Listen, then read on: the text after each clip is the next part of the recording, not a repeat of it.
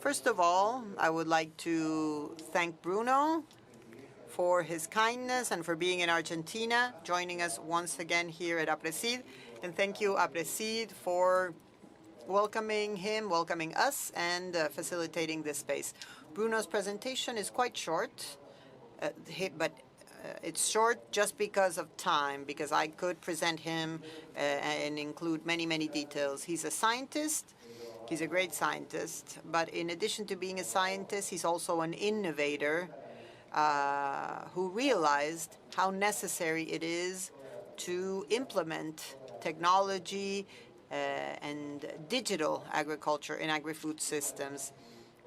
Bruno is also fully committed to bringing the frontiers of agriculture beyond what exists today. And this requires a modification of agriculture in a segment that is so important for the future of humanity and in a situation that is so important as the one we see in the planet today, with climate change, the instability of markets, and everything that the farmers know so well. Bruno is also an advisor of Vice President Albert in the Climate Project, this global initiative that seeks to fight against climate change, and it's so important at a worldwide level.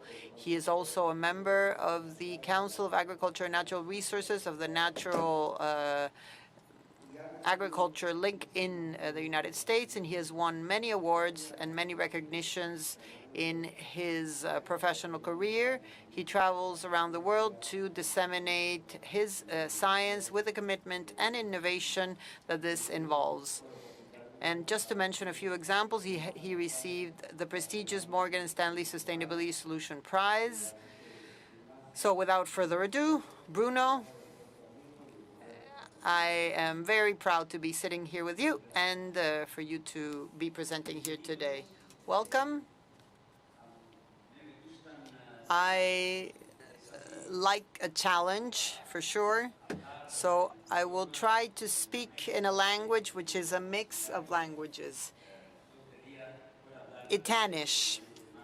I would probably do it better in English, but I like the idea of trying to speak in a language that is more familiar to you. So I would like to thank Aapresid for their invitation, and I would like to thank you for being here. The topic of today's presentation focuses on how farmers are embracing a necessary change to improve the agri-food system. I'm a professor at Michigan State University, and it is a real pleasure to be here today and to share with all of you the experience that I carry out with my lab. I would like to also thank Susana Marenquez. She's a member of my lab, and she's Argentinian. And of course, she works side by side with me in all the projects. So the challenges that agriculture is facing, they know that these challenges, but we must never forget that it's not just necessary to produce food, but also food that is nutritious for humanity and for animals and fibers and fuel. The problem has to do with having water scarcity and land scarcity, and this within a climate that changes all the time, not just with the increase in temperature, but also with the frequency of extreme events. It is necessary to understand. We have experts here who know how to protect the soil with more than 90% of no-till, but we must remember that soils must always be protected, as well as water and biodiversity, which is a topic that will be included in my talk. It is essential to understand that agriculture is potentially a paradox, because it is a victim and at the same time is part of the cause of climate change. And a victim because extreme events, when fields have excess water or when there is drought and when water is absent, all of these are consequences of climate change. And so agriculture has to reduce greenhouse gas emissions. One fundamental aspect is the fact that this doesn't really go into the framework of practices, and farmers will not implement measures if they're not mandatory. This is why what we want to do in terms of this change is, in a certain way, incentivized by policies, maybe, by the government, or maybe taxation, or maybe incentivized by the market. The fact that consumers are seeking more transparency in production of how food is produced. The images that you're seeing on the screen involve another challenge that agriculture is constantly facing, because every day we lose 10,000 hectares because of urbanization. The best lands are lost to construct buildings. And this is not a problem of soil loss, because more people are living in the cities. They require more food. They work all the time, so they cannot eat healthy foods. And this becomes a vicious circle. Deforestation is always a problem, soil degradation, and in the soil, we can observe the impact of water scarcity and the excess of phosphorus or nutrients. This is a system like the one that is included in this year's Aapresid. Everything is connected.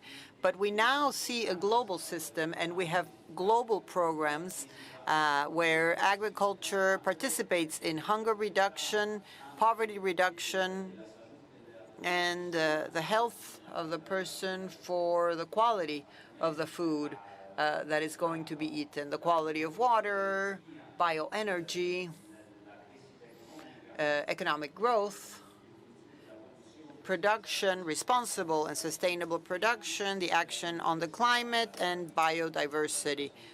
So all of these are the United Nations Sustainable Development Goals, and agriculture plays a key role.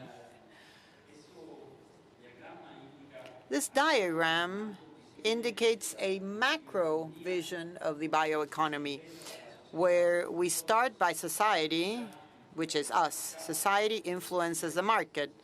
They want something, and so the farmer is influenced by this desire. There will be a pressure on the environment and on the health of the person. The person will vote differently depending on how they are treated. So the politics influence society. So the bioeconomy, with agriculture at the center, is becoming increasingly circular, the raw product that is transformed.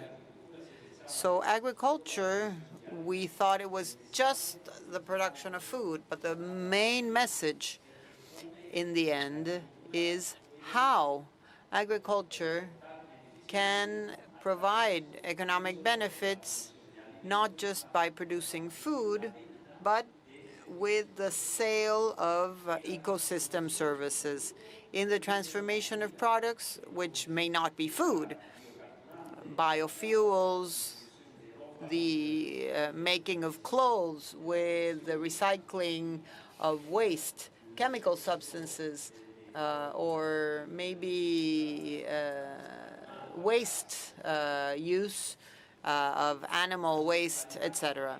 So circularity, which is at the basis of everything, has 5 fundamental points. Increase in the use of resources, or the efficiency in the use of resources, which involves regenerative nutrient cycles and provide an economic benefit. Regenerative agriculture, and agriculture as a whole, is a fundamental approach because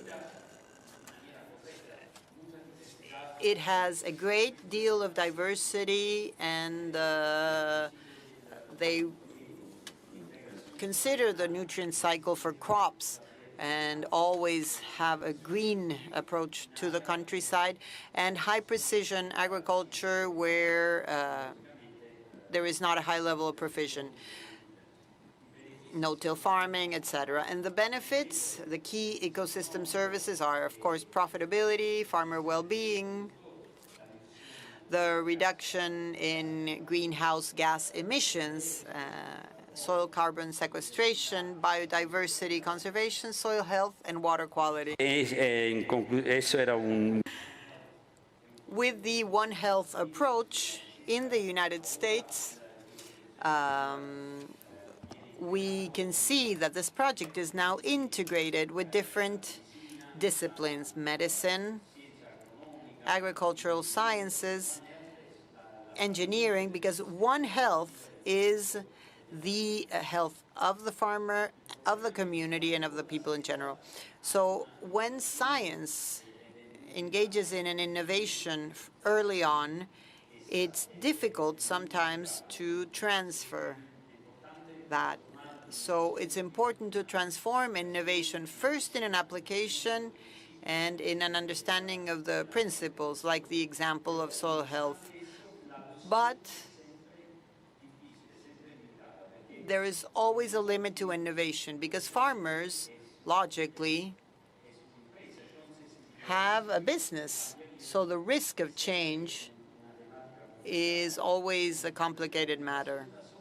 Innovation all by itself can never be used by a farmer if it is not followed by a more complex system of interdisciplinary issues. Social sciences are essential, as well as communication, education, training of farmers through a series of technologies.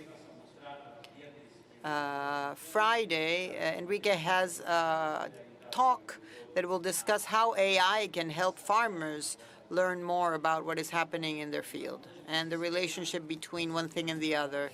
And this is essential to overcome these barriers and achieve sustainability. Agriculture is not something new as a challenge. An example of the innovation, as Norman Borlaug said, who wrote about the Green Revolution, new technology, genetics, to reduce the use of fertilizer, and the combination of these two to increase yield of 0.8 to almost 3 tons. Norman Borlaug is considered the person who helped so many people, and that's why he received the Nobel Peace Prize in 1970. If there wasn't this technology available, or without this technology, we would increase the land use. So there's always a downside, of course. And so some people may think that the Green Revolution has been a problem, or the excess in the consumption of fertilizers. But I wanted to show what has been the evolution of innovation in agriculture. First, mechanization, of course, where agriculture was only subsistence agriculture. So now we are exploring a wider area, but we didn't know at the time how to use mechanization and up to that point, and so the environmental impact was much higher. And the loss of soil was enormous, of course, and this went from Kansas to Washington. and that's when they started with the Soil Conservation Service. In the 1950s, the use of fertilizers and agrochemicals, which with CRISPR-Cas technology now, of course. In 2010, we started working with data science and modeling. But what will the future bring? Machine learning, robotics, satellites, everything together. The future is mainly summarized in two words: circularity and sustainability. ESG, environmental, social, and governance, and also environmental, social, and economic returns. So these words are key to really promote the change in agriculture. And the rest of my talk will focus on solutions or possible solutions.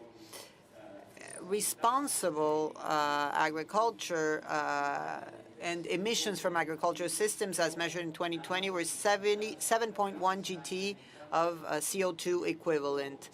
But what is being implemented and has been implemented throughout the century can be seen here. Transportation is reducing its use, the fermentation from animals, enteric fermentation, or other products that are alternative to this. So we are starting to go down this road of sustainability, including land use change, which will show or will increase yields. A fundamental thing, but that sometimes is not mentioned, is that everything is connected. And the global mechanism, for example, in Europe, there are very rigorous laws. For example, the CBAM law. If an Italian company wants to produce in Argentina or works with an Argentine company and they have more rigorous climate change policies, when the product returns to Europe, they have to quantify the impact that this has had in terms of carbon. So this is a carbon border adjustment mechanism. So by 2025, 10% of aviation fuel throughout the flight, or for example, flights in Europe, it will be mandatory to have renewable fuel. And this change cannot happen overnight, of course, and it is necessary to make a plan, starting with government, starting with internal policies for agriculture, domestic policies for agriculture, which cannot sit passively and must play an active role, a direct role, and understand that it is more costly to implement certain non-sustainable options and that they need to implement a change. The use of technology, like I will show, plays an essential role in the quantification, in carbon balance, and reducing emissions. Digital revolution started long ago. This is an old picture of me to show you that now agriculture is in finance magazine such as Forbes, because this is key. Agriculture touches upon different sectors that are connected, but technology, advanced technology, requires, for example, a robot to use it to manage differently each row. Here we have a drone also. This is an example that applies here too. Now the mechanization of the past is key, where the objective was only yield, but mechanization of the future is quantify what happens in each square meter in the field. The resolution, for a high resolution, it's important to get the simulation model as input to quantify alternative scenarios to optimize the use of the resource. The use of technology, of teledetection technology, is not new, but we can look at almost everything. Satellites that can provide a 1 square meter resolution. I have a friend who's CEO of a company, and he sells satellites with 2 images per day at 20 centimeters resolution. That is a type of application we're going to start seeing more and more often. And this does not happen only in the United States. These are images, daily images of a field in Mozambique that is monitored daily. So the digital twins is a replica with the integration and quantification, and I'm going to speak about further next slide, the use of multi-model ensemble to quantify the complexity of the system, the interaction between climate, soil, genetics, management. Carbon intensity also is being quantified. This is one of the most important metrics because it's the mandate for diesel fuel, which is the sustainable fuel. So the integration of all of this is a reality. It's no longer science fiction. When a producer looks at a map like this, it's very difficult to implement a nitrogen variation. But if we put everything integrated, quantifying in time, it is possible to understand which is a stable area with an always high yield or always with a low yield, and which part of the field has a variation year after year. This type of chronology is available in the United States because after the use of this map, we use a historical series of satellite images, and we did it with over 100 million acres of corn to see which is the area that is most susceptible to water deficit. We learned that 48% of the field has always have high yield, but 25% is the lowest, to the point of negative yield. But that is no small area. Those are millions of hectares. In 100 hectares, it's 25 hectares. So it's a very important area to be part of the change from production to ecosystemic services. This is the data collected from 250 fields, and in yellow you will see the yield, the low yield zone. The difference is bigger, but the management is the same, showing very high efficiency in the use of the resource with lower table nitrates use. And this is also key to implement. This yellow area does not require a drastic change with pollinators and such. Most probably, they lack nitrogen, so perhaps they can gain more spending less. This is an example of a map from the lab, 50,000 prescription map.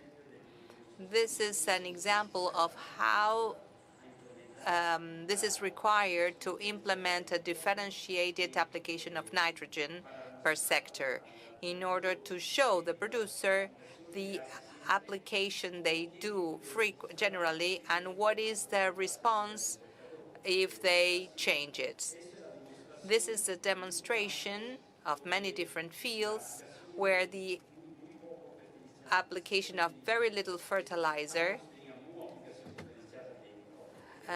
very little application of nitrogen, and so we grouped it in the low group, very low, yellow, low, green, medium, and then high. It's interesting to show that many fields did not show any response because it's the inherent variability that predominates.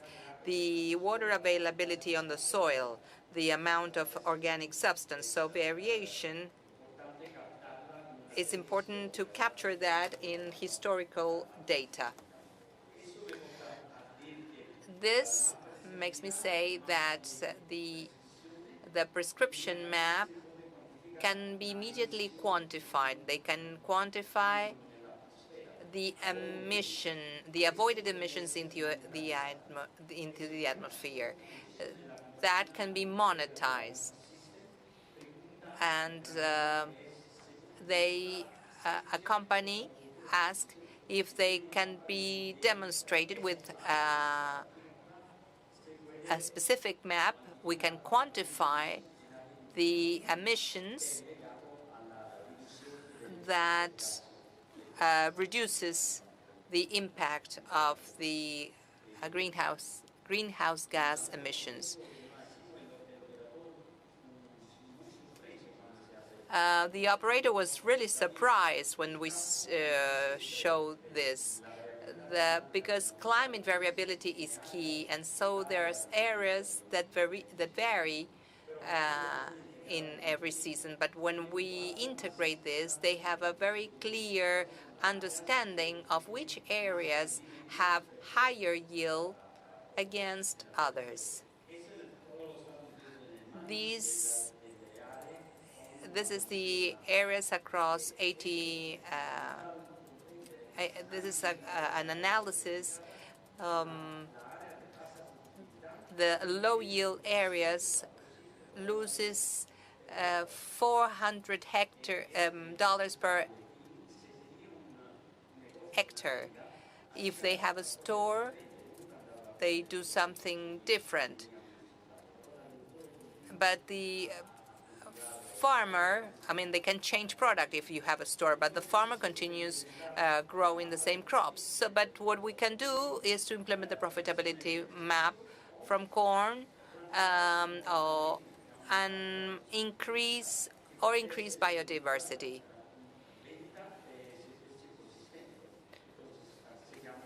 So we call this preservation, conservation, agriculture, with carbon sequestration and different incentives. Benefits of precision conservation are nitrate leaching reduction, mitigation of GHG emissions, soil carbon accrual, biodiversity, and economic profits. This is an example of the biodiversity conservation area. This is a farmer of the United States, and they plant grasses of the pollinator. So we prescribe in those cases not only a differential nitrogen, but also the alternative. The farmer sells the product to a food company that wants biodiversity. So through teledetection, we can show that this area keeps pollinators. So with technology, the technology brings about this type of important change that is easy to implement because it's part of the understanding of the profitability. So carbon sequestration, sale of ecosystem services can come with the classic carbon offset and sustainable aviation fuel, or greenhouse gas emission reductions with CPGs aim to reduce consumer packaged goods with companies such as Nestle. So in the United States, they speak about all of this, not only of yield. They speak about yield in a context of these three categories that are relatively new. I founded a startup called Cibo, that's food in Italian, that quantifies productivity.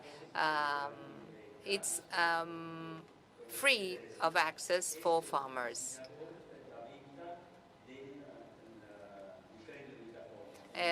It's facilitated through the carbon credits, and it's the model. It's the most used model for the quantification of carbon sequestration and greenhouse gas emissions. Cibo was recently acknowledged by Time magazine as one of America's top green tech companies. The American government is putting a lot of money into commodities and climate-smart commodities that is associated to products associated to climate change. So we have there no-till, cover crops, digital agriculture, but the use of the model is key, the monitoring at scale and reporting and verification. This is an example of the multi-model ensemble, the quantification of a baseline in conventional agriculture and the passage to no-till with cover crops. This annual change of carbon from 400 kilograms to 3 tons of CO2 to 0.1 gigatons. This is the emission map to quantify the benefits of regenerative practices. This is a more complex example of carbon balance for sustainable aviation fuel for no-till. The only system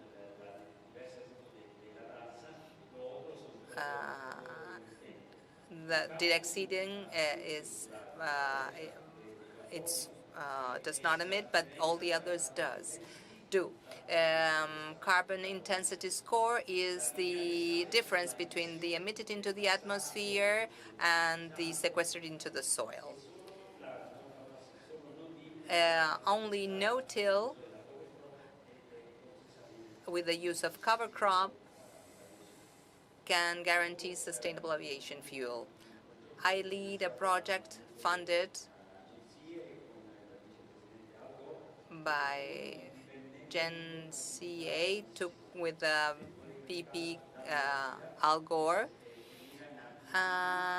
We can quantify emissions, tracking emissions with modeling and remote sensing to see where the production comes from with the use of fertilizers, etc. So we always try to quantify, but there's always a level of uncertainty. To wrap up this last slide, we have to pass from a linear where waste is not well used or managed to circular systems. So I invite you to read the paper if you're interested. But the use of energy production in the field with biogas or new technology whereby you can sequester nitrogen directly from the atmosphere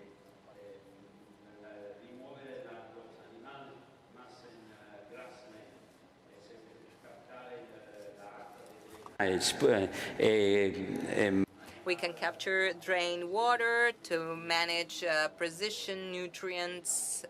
We can manage with precision the nutrients in the field.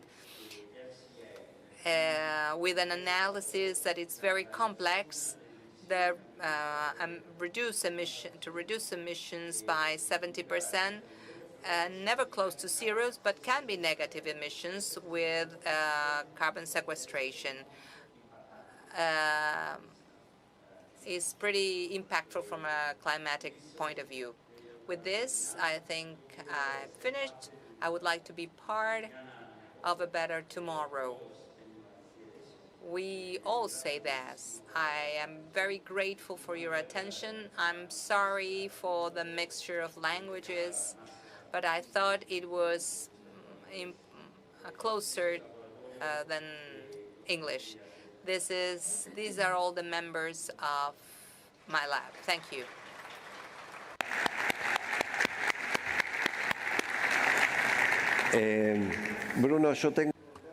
Bruno, I have two questions to ask you. And the first one is what you're commenting on,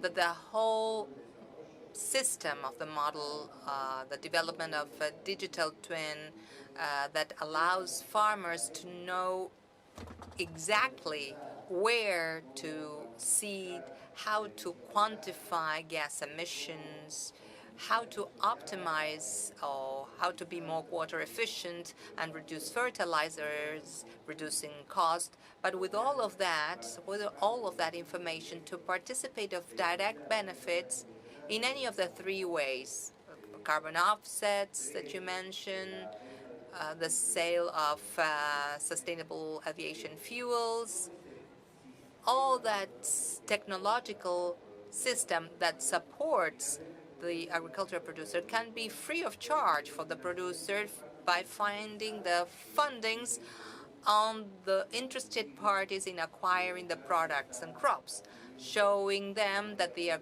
acquiring their raw material from fields with the best practices that contribute to climate change mitigation. What would be your piece of advice to move along those lines in Argentina? And that's a very good question. You answered this question, half of it yourself, because it's key that the producer is not the only one to make the change. It is a bigger system. The main message of the talk was that agriculture has the opportunity to change. Everything that happens in the field can be monetized. Why? Because we cannot put the farmer at the center with all the risks on his shoulders, on their shoulders. The community cannot demand that from producers. So as you said, it's a more complex system. The interested parties, the government also, can be a part of this change. The interested party, because for them many times is mandatory, and they support the development of platforms for quantification of data. The producer by themselves cannot fund all the costs. And my tip would be that Argentine agriculture is ready for this change, because we cannot change, because if you arrive late, it's already late. In Argentina is a huge example of big change, because it's the first country that has no-till by 90%. But why? The other countries had no incentives. The United States has government support, so the producer has more pressure to handle their fields in a more sustainable manner. So let's not forget what happened with no-till. Now it could be a change whereby technology and the platform is at the center, which is key to understand the risk when you take a decision. It's important to understand that if you quantify carbon sequestration, and if the practice is regenerative, is like being seated on a gold mine. I don't know what you're waiting for to implement it. And my second question, everybody speaks and knows that in 30, 40 years' time, our planet will probably double the number of inhabitants we have today, where already there is food shortage in terms of distribution and quality. So there is a challenge for the producer not only to produce more, but better, and in worse conditions with this climate change, with market pressure, with a global recession that has an impact on many countries. So in your opinion, do we have much more to wait and to move forward along those lines, or is a train that has already departed and we have to rush to get on? Un tema muy complejo. This is a very complex topic because we currently produce for 12 billion people, actually. And we are now 8 billion people on the earth. But the problem is that food sometimes is not produced where it is consumed. So the new frontier involves helping developing countries to transfer technology. I have many programs in India or in Africa to improve production. But the problem is more complex because many of these people sometimes go and see what happens in Europe or what happens in the United States.